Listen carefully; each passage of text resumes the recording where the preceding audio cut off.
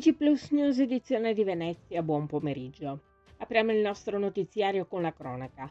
I carabinieri hanno arrestato a Venezia un 26enne straniero senza fissa dimora, irregolare sul territorio nazionale, presunto responsabile di detenzione ai fini di spaccio di sostanze stupefacenti ed ingresso e soggiorno illegali sul territorio nazionale.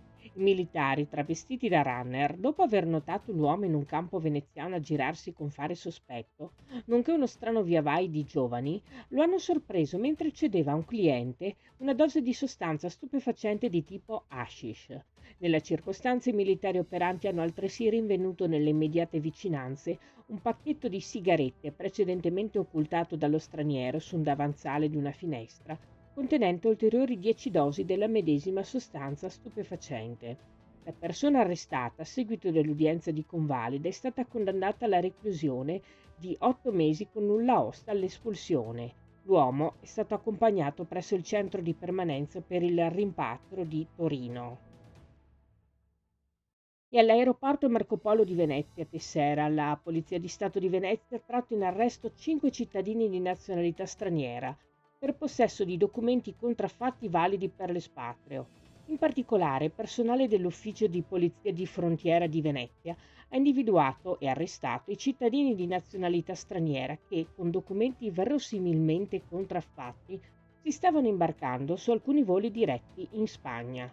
I poliziotti, specializzati nel riconoscimento del falso documentale, grazie all'analisi visiva e strumentale dei documenti in possesso ai suddetti cittadini stranieri, hanno saputo cogliere i diversi particolari per i quali i passaporti sono da considerarsi non genuini e apparentemente rilasciati da un paese diverso da quello dell'effettiva provenienza dei passeggeri. E i carabinieri hanno arrestato, sempre a Venezia, un 52enne straniero senza fissa dimora, presunto responsabile di furto aggravato, sorpreso mentre si era impossessato di un portafoglio di un turista italiano, sottratto con destrezza dal suo zaino. Il tempestivo intervento dei carabinieri ha però permesso di bloccare lo straniero e recuperare la rifurtiva, successivamente restituita al legittimo proprietario, il che ha permesso di scongiurare altresì che il presunto reo facesse degli acquisti con la carta di pagamento all'interno del portafoglio dell'uomo, con un biglietto riportante il PIN. I militari dell'Arma consigliano sempre di non conservare all'interno dei propri effetti personali password e codici identificativi che possano dare la possibilità ai malfattori di compiere agevolmente degli indebiti utilizzi. La persona arrestata, a seguito dell'udienza di convalida celebrata nella successiva mattinata del 12 agosto, è stata sottoposta alla misura cautelare del divieto di dimora nel comune di Venezia. Intervento dei vigili del fuoco intorno alle 19:30 di ieri, domenica 17 agosto, per l'incendio di alcune torri di carico del terminal intermodale in disuso in via dell'Elettricità a Marghera.